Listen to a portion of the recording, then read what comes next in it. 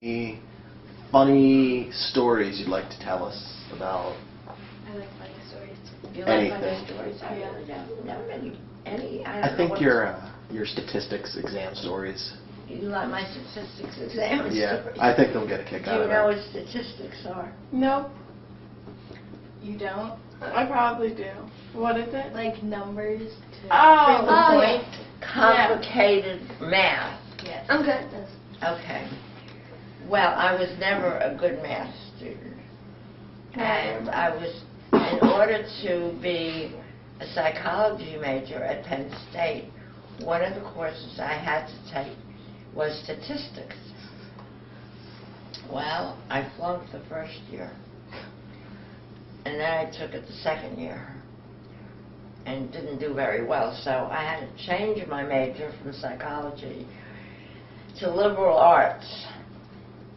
That way I wouldn't need statistics, but I had to take a course in algebra or some math course. And by that time I knew some of the professors or teachers of math, and I knew that one out of the three that I knew would be my teacher if I chose algebra. So I chose algebra. And after the first 6 weeks or so, I was lost again, totally lost. And oh, they tried to help me, they tutored me, and I could not. And to this day, I hate numbers. But when the blue book came, time for the blue book, which is the exam, final exam, I looked at it and I said, oh, I can't do it. So I wrote a poem about my thoughts of math and algebra and statistics from page 1 of the blue book to the end of the blue book. And the next night, my teacher and friend said to me, that was great. He said, I will give you the lowest mark that you get on your transcript, because I was graduating. And lo and behold, I came up with a B. A B. And my father said to me, see, I knew if you put yourself, your mind to it, you would pass it. You were under, I never said a word. And about 10 years later, we're sitting around the dining room table in Michael's house. And I had a lot of friends there. We were talking about things that, were kind of funny. And I looked at my dad and I said, I have a story to tell you. And I told him the story. And it was hysterical. And I said, now don't tell anybody, because if they ever found out, they may take my diploma away from me. Which is in my basement, so I'll keep it safe for you. I thought I have my diploma. I have yours and Grandpa's. Oh, well, then what do I have here? I thought I had that. I don't know. Maybe I have transcripts. You might have transcripts. I transcripts, I want. very random things in my basement. Yeah, right. At least they're all together. Yes. So that's probably the most interesting story, because I don't know, I could still be there maybe. I have a question. Yeah. Now the video, anyone who watches the video will know where it is. What? Say it again. Anyone who watches the video will now know where your diploma is. Well, it's okay. They want to. Maybe I shouldn't have said that. No. Well, you shouldn't have said that. Yeah, that's true. I'll hide it somewhere else. You busted. Do you want to tell them about your first attempt at college? No, No? it's too detailed. Okay. Yeah. You're talking about all of that? Yeah. No, it's too involved. Okay. Yeah. So what else? I don't know.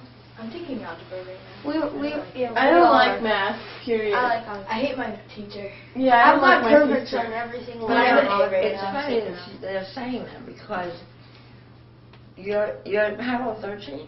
12. 12. Oh.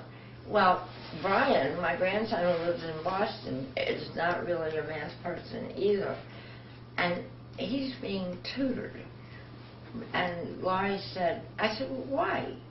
He's doing well with the tutor, but she said the math teacher just never can get an idea over for kids to understand. So he certainly didn't understand what was going on. How old is he? He's my grandson. He's 15. And if anybody is like me with math, forget it. Can't exactly blame you for all of our lack of math skills, but No. you're a pretty good scapegoat. No. Do you think Ari's gonna be good at math? 'Cause he's I just have great- no great. idea. I have no. Well, Heather's good in math, isn't she? She's better at it than I am. Are you bad at it? I'm not particularly good. I'm advanced But at I'm a it. programmer, so I don't need to know math. The I'm computer does it advanced for me. at it. Pardon me? I'm advanced at math. Okay.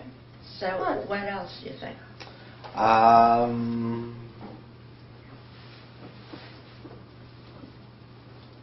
don't know. Can you guys think of any other things to ask Grandma about? It's too early in the morning. Yeah, I'm It's still 11 like o'clock. tired. It's not early. It's late morning. I slept until 11:30 yesterday, I could have slept in. I could have just woken up. but it was because my mom woke me up. Okay, Do can you I? want to talk about the store at all? The store? Yeah. Which store? Susie's or Fineman's. Grandpa's? 5 minutes. Fineman's. Well, we had a store in Tyrone.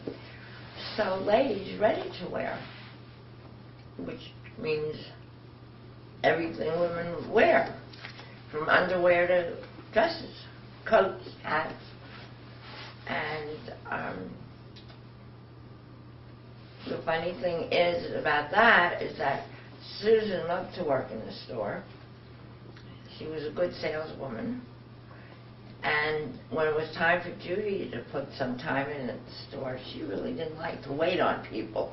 In those days, we had salespeople, and they helped you. You didn't go into a store and just pick.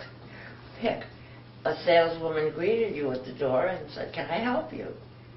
And that's how you got helped. We were waiting on. And when it was time for Judy to kind of put her time in at the store, she didn't like doing that. She wanted to work the cash register. So there was a time when she should have left the cash register for a few minutes to help somebody who came in the store. And when she didn't go and help her, her father said, "I think I'm going to fire you." And she said, "I think I'll quit." And she quit, and lo and behold, she got a job at the cash register of Shirley's shoe store, which is downtown. Usually it still is, more or less. So they got training. Laurie never, I think we were out of the store by the time Laurie, it was time for Laurie to go. Well, you closed it when I was around, so. Well, we closed at 90.